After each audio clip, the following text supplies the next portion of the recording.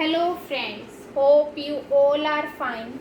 आज हम chapter 1 power sharing आगे कंटिन्यू करेंगे। पहली वीडियो में मैंने इसका आपको ओवरव्यू दिया था। आज हम इसका नेक्स्ट स्टार्ट करेंगे, जिसमें मैंने आपको बताया था कि हम last 3 years 7th 8th 9th से डेमोक्रेसी के बारे में पढ़ते आ रहे हैं। तो अब भी हम डेमोक्रेसी का ही आगे एक टूर निकालेंगे, जिसमें हम पावर शेयरिंग के बारे में पढ़ेंगे कि कैसे डेमोक्रेसी में पावर शेयर्ड है। कि मैंने इसका ओवरव्यू दिया है, पहले आप उसको देखें। होप सो आप सभी ने देखा होगा। अगर नहीं देखा तो पहले आप प्लीज़ इसका ओवरव्यू देखें, तभी आपको आगे समझ आएगा। उसमें मैंने आपको बताया था there are 3 organs of the government.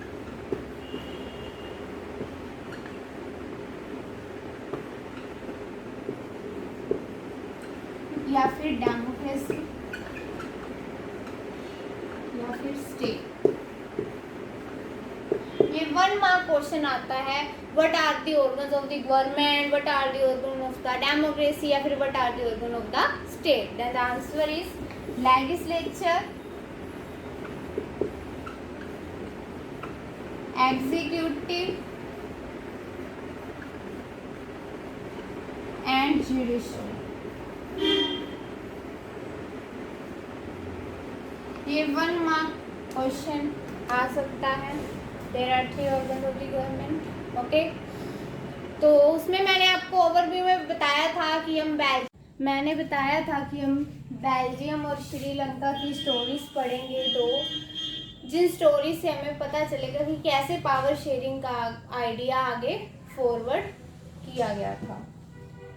ये मैंने आपको बात ओवरव्यू में बताई थी। Let's start with Belgium. So let's start with Belgium. Belgium एक कंट्री है यूरोप का, स्मॉल कंट्री यूरोप है, जो कि हरियाणा स्टेट से भी जिसका एरिया हाफ है।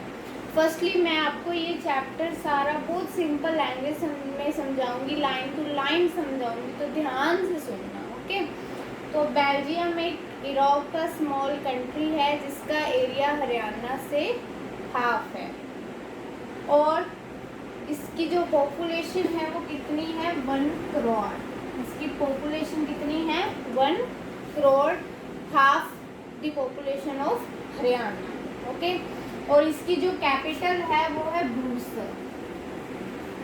तो 1 मार्क क्वेश्चन आ सकता है, what is the capital of Belgium. Then the answer is ब्रूसल।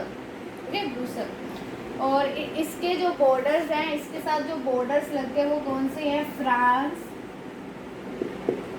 Netherlands,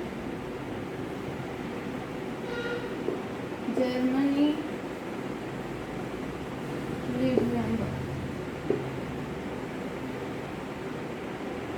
1 mark question आ सकते हैं कि बेल्जियम के साथ कौन से बॉर्डर्स लगते हैं, तो आपका आंसर है फ्रांस, नीदरलैंड, जर्मनी, लग्जमबर्ग। ठीक, इतनी बात।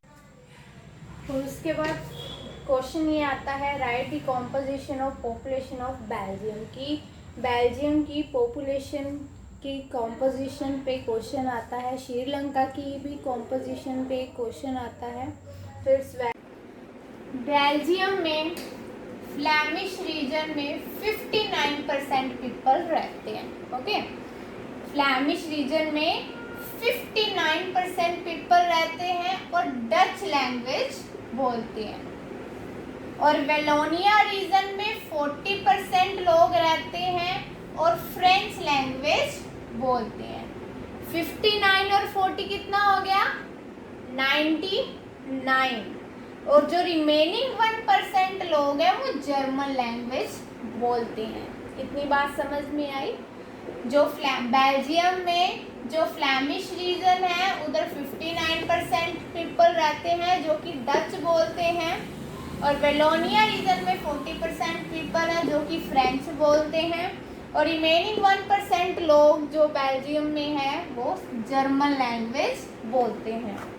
और बेल्जियम की जो कैपिटल है ब्रूसल, उसमें 80% लोग फ्रेंच बोलते हैं और 20% डच बोलते हैं।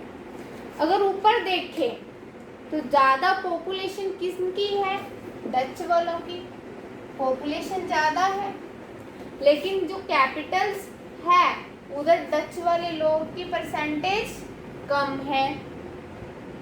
फ्रेंच की पीपल लोग कम है और ब्रुसेल्स कैपिटल में ज़्यादा है। ये आपको इसकी कॉम्पोजिशन का पता चला। अगर क्वेश्चन आ जाए right the composition of population of Belgium, तो आपने ये लिखना है कि बेल्जियम एक स्मॉल कंट्री है यूरोप का, जिसका एरिया हरियाणा से भी हाफ है, जिसकी कैपिटल ब्रुसेल है, जिसका एरिया हरियाणा से हाफ है, और फ्लैमिश रीजन में 59% लोग रहते हैं जो कि डच लैंग्वेज बोलते हैं, और वलोनिया रीजन में 40% पीपल रहते हैं जो कि फ्रेंच बोलते हैं, और रिमेनिंग 1% लोग जर्मन लैंग्वेज बोलते हैं। और ब्रुसेल जो कैपिटल है उधर 80% फ्रेंच रहते हैं और 20% डच स्पीकर रहते हैं। तो आगे ये है जो मोस्ट इम्पोर्टेंट क्वेश्चन आता है जो आने वाला है, what are the reasons of conflict between Dutch spoken and French spoken during 1950-60। तो क्वेश्चन क्या आता है, what are the reasons of conflict between the Dutch spoken and French spoken during 1950 and 60, कि क्या रीजंस थे डच स्पोकन और French spoken में during 1950 और 16 में उनके कन्फ्लिक्ट क्यों थे। तो ये वेरी इंपॉर्टेंट क्वेश्चन है, बहुत इंपॉर्टेंट क्वेश्चन है, और इसका आंसर मैं आपको बताती हूँ अभी। तो उसके रीजंस क्या हैं?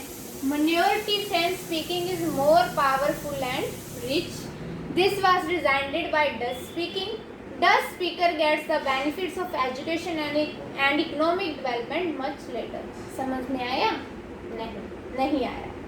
मैं आपको अभी एक्सप्लेन करती हूँ इसका मतलब क्या है।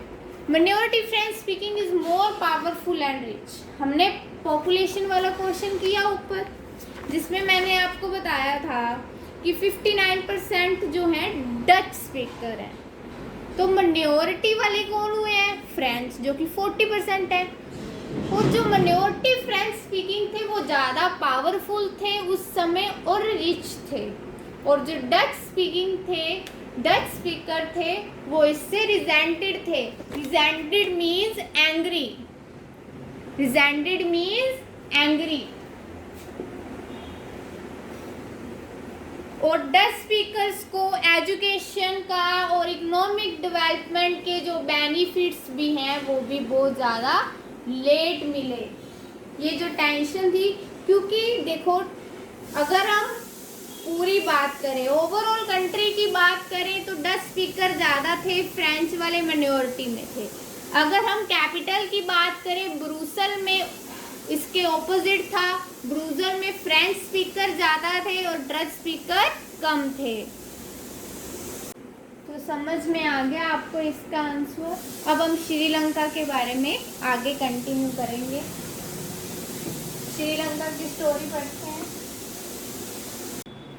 अब हम श्रीलंका की बात करेंगे। श्रीलंका एक आइलैंड नेशन है जिसकी पॉपुलेशन हरियाणा की स्टेट की पॉपुलेशन से सेम थी, 2 करोड़ थी। और जो श्रीलंका में जो पॉपुलेशन थी वो डाइवर्स थी, मतलब अलग अलग तरह के लोग रहते थे। जैसे मैंने आपको बोला कि बेल्जियम की पॉपुलेशन की कॉम्पोजिशन का क्वेश्चन आता है, वैसे ही श्रीलंका की पॉपुलेशन की कॉम्पोजिशन का भी क्वेश्चन आता है। तो श्रीलंका एक आइलैंड नेशन है जिसकी पॉपुलेशन 2 करोड़ है, ठीक है। इसमें डाइवर्स पॉपुलेशन है। जो मेजर सोशल ग्रुप है वो सिंहाला स्पीकर्स हैं और तमिल स्पीकर्स हैं। जो मेजर सोशल ग्रुप्स थे वो दो तरह के थे, सिंहाला स्पीकर्स और तमिल स्पीकर्स। जो सिंहाला स्पीकर्स थे उनकी पॉपुलेशन 74% है, और जो तमिल स्पीकर्स थे उनकी पॉपुलेशन 18% है। और जो तमिल स्पीकर्स थे वो भी आगे 2 तरह के थे, Sri Lankan Tamils and Indian Tamils. Sri Lankan Tamils कौन से होते हैं? श्रीलंकन तमिल्स वो होते हैं जो बाय बर्थ थी, जिनका बर्थ यहीं पे हुआ हो, जिनके नेटिव्स बाय बर्थ तो श्रीलंका के ही हो, वो श्रीलंकन तमिल्स होते हैं। इंडियन तमिल्स वो हैं, उनको बोला जाता था जिनके 4 fathers as a plantation worker Sri Lanka में आए हुए थे, उनको इंडियन तमिल बोला जाता था। इतनी बात समझ में आई। श्रीलंका एक आइलैंड नेशन है जिसकी पॉपुलेशन 2 करोड़ है और इसमें डाइवर्स पॉपुलेशन है। और जो मेजर सोशल ग्रुप हैं वो कौन कौन से हैं? Sinhala speakers and Tamil speakers. Sinhala speakers की परसेंटेज 74% थी, तमिल स्पीकर्स 18% हैं। और जो तमिल स्पीकर्स हैं वो भी आगे इसके 2 सब ग्रुप्स हैं, जो Sri Lankan Tamils and Indian Tamils. Sri Lankan Tamils वो जिनके नेटिव्स जो बाय बर्थ श्रीलंका के थे वो श्रीलंकन तमिल्स हैं, और जिनके 4 fathers as a plantation worker Sri Lanka में आए थे उनको इंडियन तमिल्स कहा जाता है। इतनी बात समझ में आई आपको? जो श्रीलंकन तमिल्स थे वो नॉर्थ एंड ईस्ट साइड रहते थे, कंट्री की नॉर्थ और ईस्ट साइड में रहते थे। और जो सिन्हालास थे वो बुद्धिस्ट धर्म को मानते थे, ठीक है, वो बुद्धिस्ट थे, बुद्धिज़्म को मानते थे। और जो तमिल स्पीकर्स थे वो या तो हिंदू थे या तो कुछ मुस्लिम थे। और 7% क्रिश्चियन थे, वो who are both Tamil and Sinhalas, ठीक है। अभी इधर बेल्जियम से उलट काम हुआ। बेल्जियम में क्या था? माइनॉरिटी वालों ने अपना फायदा उठाया था, वो पावरफुल और रिच थे। इधर सिन्हालास जो मेजॉरिटी में थे, 74% इनकी पॉपुलेशन थे, इन्होंने अपनी मेजॉरिटी का गलत फायदा उठाया था। जैसे अपना इंडिया गुलाम था अंग्रेजों का, वैसे ही श्रीलंका भी गुलाम था। अपने इंडिया को 1947 में आज़ादी मिली थी और श्रीलंका को 1948 में आज़ादी मिली थी, हम 1 साल बाद। तो अब हम देखेंगे श्रीलंकन तमिल जो मेजॉरिटी में थे, सिन्हालास वालों ने उनका कैसे उनके साथ बुरा व्यवहार किया, कैसे उनके साथ डिस्क्रिमिनेशन किया, उनके साथ कैसे भेदभाव किया, हम पढ़ेंगे अभी हम नेक्स्ट वीडियो में मेजॉरिटिज्म इन श्रीलंका के बारे में पढ़ेंगे। मेजॉरिटिज्म का मतलब होता है believe that the majority should be able to rule by disregarding the wishes of minority. कि मेजॉरिटिज्म का मतलब ये होता है कि जो मेजॉरिटी वाले हैं, जैसे श्रीलंका में मेजॉरिटी वाले थे सिन्हालास, कि वो ही रूल करेंगे, वो ही अपनी मन मर्जी करेंगे, जो भी काम करना है अपनी मर्जी का करेंगे, by disregarding the wishes of minority वालों की विशेष को अनदेखा करके। ओके, इसके बारे में हम नेक्स्ट वीडियो में देखेंगे। ओके, होप आपको अच्छा लगा हो तो लाइक करना। बाय।